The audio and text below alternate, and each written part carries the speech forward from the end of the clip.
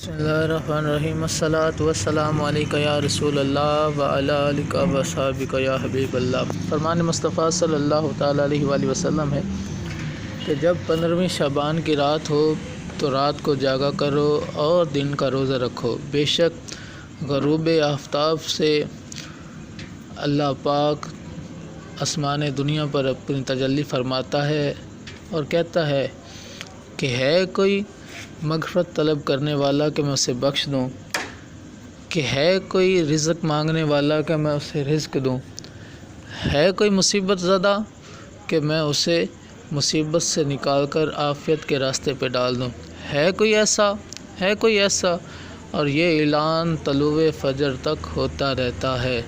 سبحان اللہ۔ پیارے پیارے میٹھے میٹھے اسلامی بھائیوں، آج 15 شعبان المعظم کی بابرکت رات ہے، تو جتنا ہو سکے اللہ رب العزت کی عبادت کریں، نوافل ادا کریں اور نبی پاک صاحب لالاک مدینہ کے تاجدار کی بارگاہ میں ڈھیروں درود و سلام کا نذرانہ پیش فرمائیں۔ صلو علی الحبیب صلی اللہ تعالی علی محمد صلی اللہ علیہ وآلہ وسلم۔